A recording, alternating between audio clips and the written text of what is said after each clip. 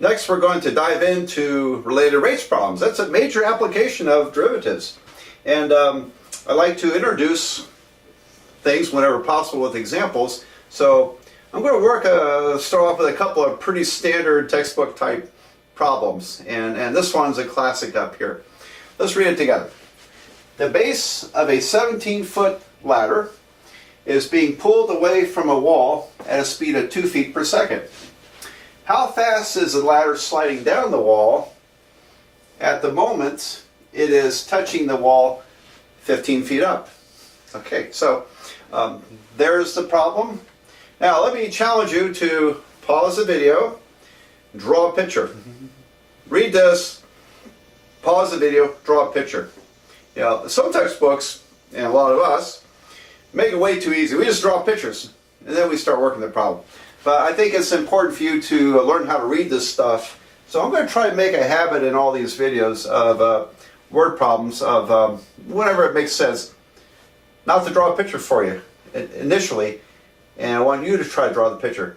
Especially now, if English is not your first language, I think this is extra important, because you need to get good at reading this language in order to apply it, don't you? Okay, so pause the video, see if you can draw the picture.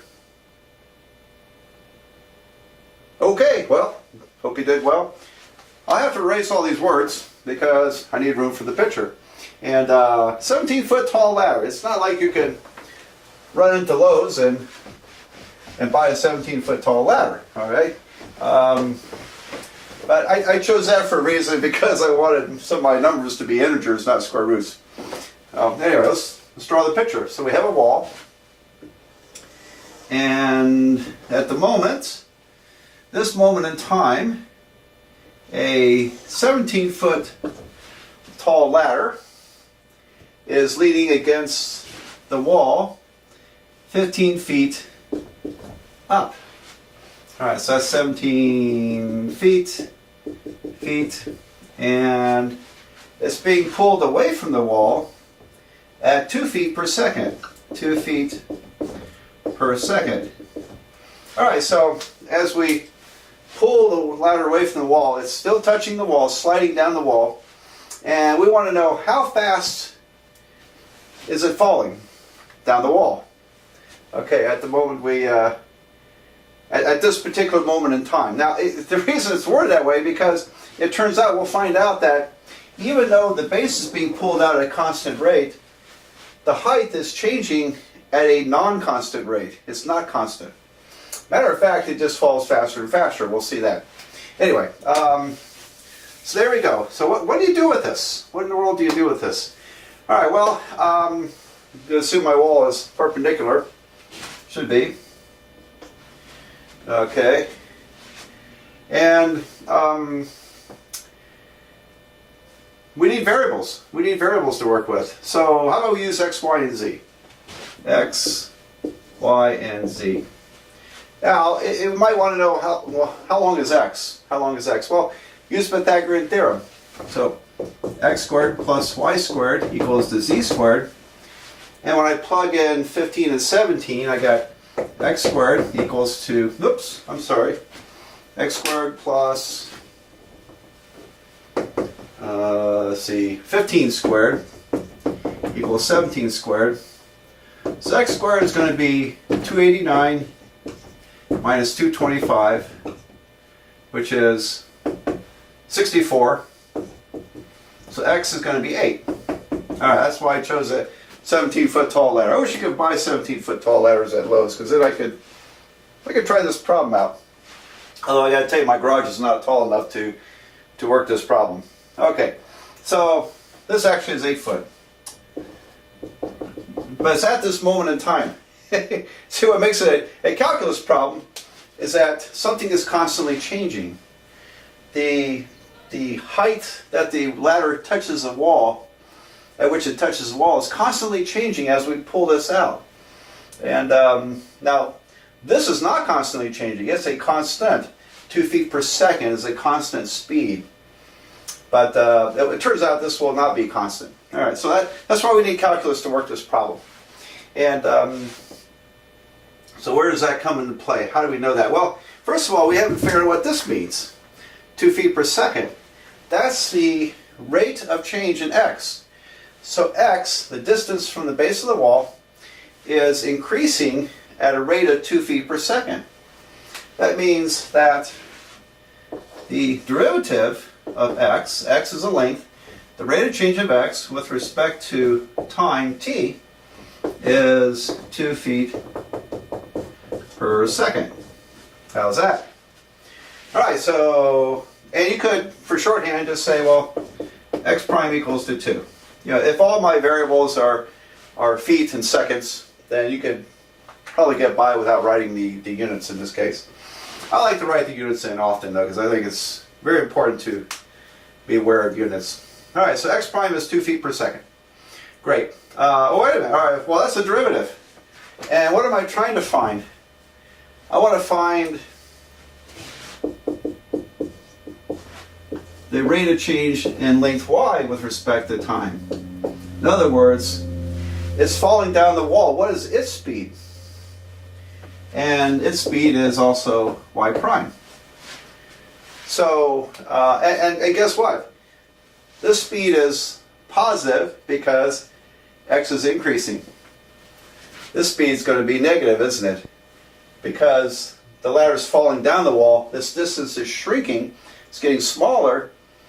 Decreasing means the speed is negative. So we're going to find out y prime is negative. Next big question, how in the world do you put all this together? Alright, so we actually have everything we need. Okay, including the equation, because the relationship in this triangle is x squared plus y squared equals z squared. But now we're going to get this, you'll get to see the rate of change, or the speed version of the Pythagorean theorem. I'm going to take, here's the Pythagorean theorem describing this triangle, but I want to know how fast these are changing with respect to time. So I'm going to take the derivative with respect to time, respect to t. Look at that. So when I take this derivative, I'll have a chain rule, an implicit derivative in each part of this equation. So this derivative is going to be 2x times x prime. 2x, x prime, where x prime means dx over dt. Alright, plus this derivative is 2y, y prime. Y prime is dy dt. And this derivative is 2z, z prime. Okay, so there's a calculus version of the Pythagorean theorem. And isn't that cool? Now we can divide everything by 2. That'd be nice and handy. So I end up with x prime plus y prime equals to z prime. Great. Alright, so what am I doing? I'm trying to find, we're trying to figure out y prime. That's my unknown. Which means I need to be able to plug in numbers for everything else.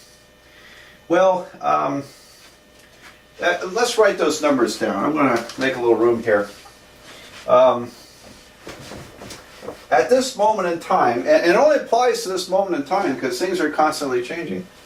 X is equal to 8, y is equal to 15, and z is equal to 17. X prime, we said, is 2. Y prime is what we're looking for. And what about z prime? Z prime. Oh, we didn't take that into account yet, did we? Well, the ladder is 17 feet long. Is that changing? It's not, is it? The length of the ladder is not changing. That means its rate of change with respect to time is literally 0. It's 0. The derivative is 0 for z prime. So that's just 0, which comes in pretty handy here. Because when I plug the numbers in, I get, let's see, 8 times 2 plus 15 y prime equals to 17 times 0, which is 0. So I plugged all the numbers in, and that's what I'm solving for. Now this is going to be 16 So if I subtract 16 and then divide by 15, y prime is equal to minus 16 over 15, which is just a little bit more than 1 foot per second. Just slightly more. So isn't that interesting? It's falling at roughly half the speed as which is being pulled out from the wall. And okay, I think it's kind of interesting. Now that's going to change because if we substitute some other numbers in here, this is going to start falling faster and faster. But maybe we'll do that in a minute. But anyway, now if you're my student, I'm going to require you to write answers to word problems. And when you write answers, capitalize the first letter of the sentence, put a period at the end of the sentence, and if you fail to do that, if you have bad spelling or miss a word or something like that, I'll count off for the bad English. Not much, just enough to annoy you. So I expect written sentence answers because, you know what, you need to become good communicators. And good communicators write clear sentences without distracting errors in grammar or punctuation or spelling. Oh, well, that's good. Okay, so what's the answer? Let's see. Let me tell you what, I'm going to write it up here because I want to, just for the fun of it, I want to try this problem again. And we'll go through it fast. But anyway, the ladder is falling at a speed or rate of 16/15 feet per second. Okay, comment here about this. I got a negative speed, right? Remember, and we're supposed to get a negative speed because this distance is decreasing. It's a negative. The ladder is falling at a speed of, and guess what? I wrote the positive. Well, falling means that the distance is shrinking. So I've accounted for the negative sign by saying that's falling. Make sense? Okay, so, all right, falling at a rate of that speed. Great, there you go. And this is, and we could add a little bit more if you want to touch it up. When the ladder is, just what you want to do, sit here and watch me write stuff. Ladder is 15 feet up the wall. Alright, so it really is at that moment in time. Okie dokie. Now let's, for the fun of it, let's change the problem. And what happens if it's, what if it's way out here? It's about like this. I think it's going to be falling very quickly. So let's try that out. I'm going to erase some of this, and we'll do this again real quick. So for the fun of it, I decided to, what happens when the ladder is only 4 feet off up the wall? And it's still being pulled out at 2 feet per second. And this is still X, Y, and Z. Okay, well, let's figure out X. So remember, X squared plus Y squared equals Z squared. So X squared plus 4 squared equals 17 squared. So X squared is going to be 289 minus 16, which is 273. So X is going to be the square root of 273. Alright, let's don't go with decimals. Tell you what, I like to save decimals to the very end of a problem, if at all. If at all. And if you're my student, I'm going to expect exact answers almost always. It's okay also to write it in decimals, but let me tell you what happens if you punch it in your calculator and what is it? Square root of 273. Because I know a lot of students these days are hooked on calculators. I think you're discouraged from writing something like square root of 273. You're supposed to, punch in a calculator. 16.52 to 7116419. Well, you would round it off normally, wouldn't you? how far you round it off will impact the error you're going to make by rounding it off. Okay, when you round off an answer, you make a mistake. You create an error, a round off error. And the thing is, in these problems, in a lot of fields of mathematics, if you round off before you finish calculating, those errors can be magnified quite a bit, significantly. Top of my head, I don't know if that would happen here, but you can really get really bad answers by rounding off a little too far. So I want to discourage you, get out of high school mode, thinking where everything is a decimal. Go with exact answers as far as you can. And at the end, yeah, you can punch it in a calculator and round it off. Because in real life, that's what we do. In real life, we want the best accuracy, but we also generally like decimals in engineering applications. They don't care about exact math formulations of answers. All right, I'm going to bug you more about this as we go through these videos. But okay, so x is the square root of 273. X prime is still 2, the rate of change of x. Y is now 4. And y prime is still unknown. Z is 17, and because it's a 17-foot ladder. And of course, the length of the ladder is not changing. That's why Z prime is 0. So I can plug all those numbers in here. I've got 2 times the square root of 273. 2 square root of 273 plus 4 y prime equals to 0, because it's 17 times 0. So y prime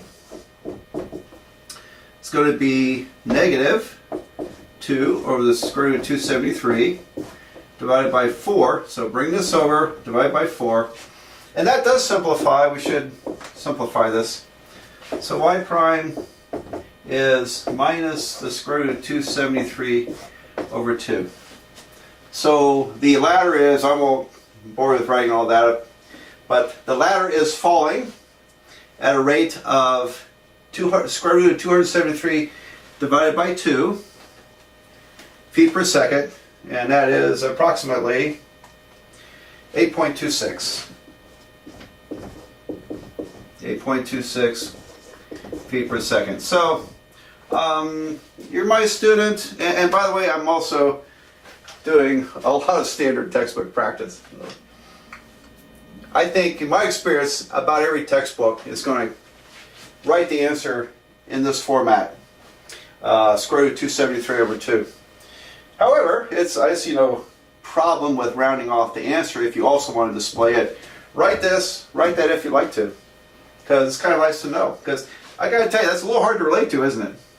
And 8.26, it's being pulled out at 2 feet per second, but now it's going over 4 times as fast. It's falling. And all right, so there you go. And so there's our first related rates problem. Let's do a couple more.